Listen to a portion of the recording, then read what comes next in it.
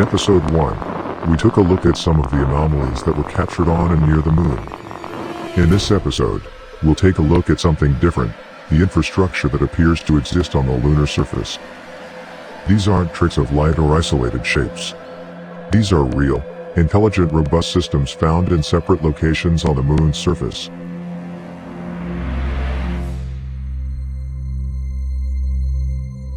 Episode 2, The Settlements They Never Mentioned.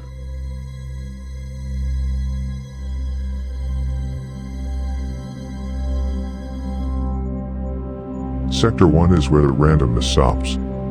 The surface reveals itself to be organized with repeating shapes. Spaces align and patterns begin to emerge. This isn't chaos. This is arrangement. Sector 2 doesn't reveal itself all at once. At first glance, it looks like nothing more than a fractured landscape, chaotic, uneven, and unwilling to be understood. But the longer you hold the frame, the more it feels like the surface is trying to show you something. Shapes begin to separate from the background. Patterns start to form. The terrain hints at movement, structure, and presence. This is the sector where the moon stops pretending to be empty. Its secrets sit just beneath the surface, the beings, their craft, the places they inhabit, and devices that look strangely familiar, yet built for purposes we've never imagined. Everything is here, if you know how to look. In Sector 2 opens, the terrain refuses to behave like the moon we were taught to expect. The ridges here don't rise and fall randomly. Some of them step upward in clean, deliberate tiers, almost like carved platforms. Alongside these steps sit small, circular depressions that look less like impact craters and more like entry points, openings leading somewhere beneath the surface. Stretching across the scene is a long, elevated ridge. Its top is unnaturally flat, forming a plateau where dark, sleek structures sit in formation. Their shapes are smooth, uniform, and reflective enough to stand out against the dust. They give the unmistakable impression of landing pads, with the darker objects beside them resembling craft, large and small, positioned with purpose. But the most striking contradiction in this sector is the greenery. This area does not resemble a barren, lifeless rock. It looks more like brush, grass, even tree-like formations, colors and textures far more suited to Earth than the moon. Something here has made the environment suitable for life. If the white material scattered across the terrain is snow or frost, then water, and possibly other minerals, could be present.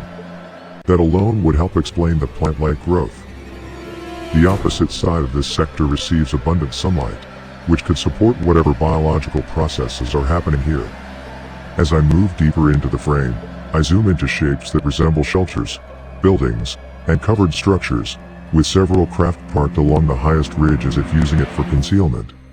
The implications are dramatic and unmistakable. Whatever lives here operates both on the surface and below it. The scene overwhelms the eye at first, but with careful discernment, familiar shapes begin to emerge. Face-shaped craft sit partially enclosed, while long, dark vehicles remain exposed, perhaps because their silhouettes are harder to identify. And then there is one object that stands out above all others, a massive structure shaped like a coiled spring. Its form is unmistakable, yet its purpose is unclear. It sits beneath a partial enclosure, and given its size, it could serve as a delivery system to a subsurface domain, though that remains speculation. Shade is abundant here, suggesting that the foliage rises higher than some of the structures. The entire layout speaks volumes about form and function. This sector feels like an oasis, a place intentionally shaped to support life despite the moon's extreme temperature swings. Earlier sectors hinted at possible plant life, but this is the first area that gives every indication that life, in some form, exists here. As I scan across Sector 3, clusters of beings appear in different locations. Sector 3 is designed for one purpose: cover. This is the first area where the concealment itself appears intentional. Irregular white forms float above the terrain, each one unique, each one shaped as if engineered to distort the view beneath it. They hang in the air like artificial clouds, a canopy built to hide whatever lies below. Some stand in groups, facing one another, as if engaged in conversation. Others gather in pairs or small circles.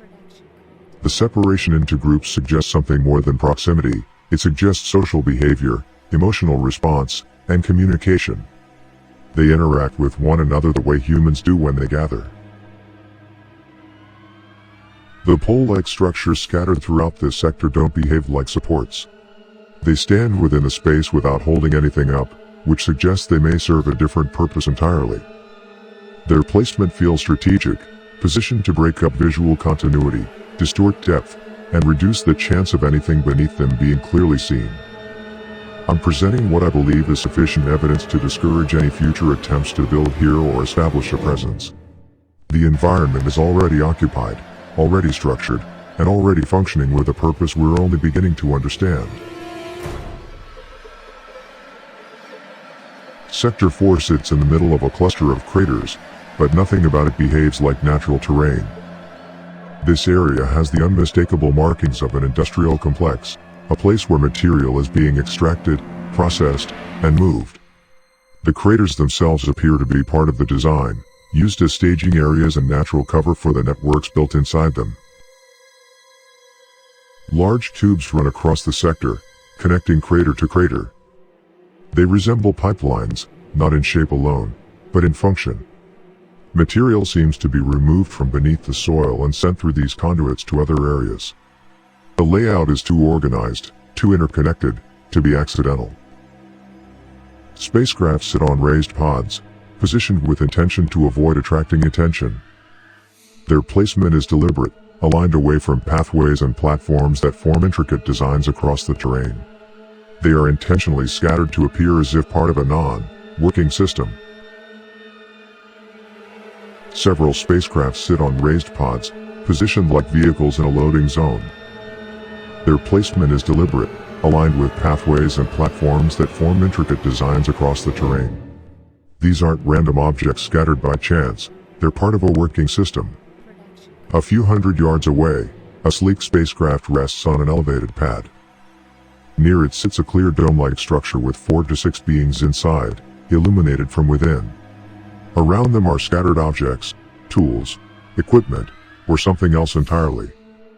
To the left and behind the craft, another white canopy rises, similar to the concealment structures seen in earlier sectors. In another frame, a glowing craft sits on the surface with several beings gathered around it. Their silhouettes are bright, almost radiant, as if the craft itself is energizing the space around them.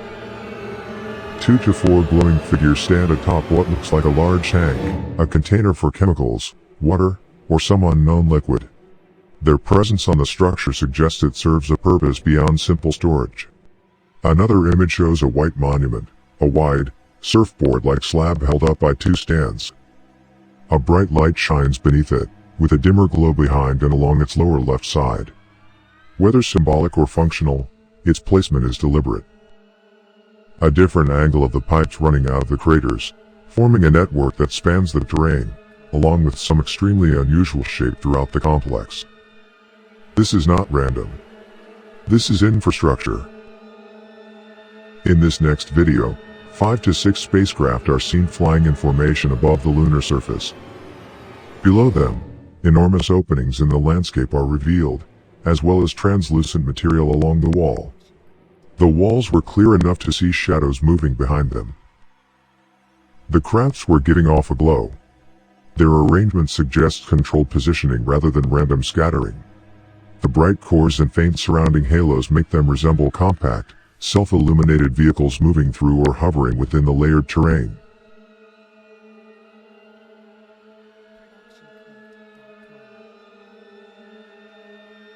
I return to the sleek craft briefly, then zoom into a clam-shaped object glowing on the ground. Around it sits machinery, complex, massive, and beyond anything I can identify. 2 glowing spacecraft sit in front of an area filled with lights and an illuminated tower whose light has no visible origin. Statues or statue-like structures surround the area, along with smaller lights illuminating additional formations. The final image shows a transport vehicle sitting in a crater. 3 lights glow along the top rear, and a trailer-like structure extends behind it. Only part of the vehicle is illuminated, but a long row of lights, partially buried, stretches across the terrain beside it. This is where I end the video. Not because the evidence stops, but because the story is only beginning. Until next time, I'm your host, Art Frazier, and this is Hidden.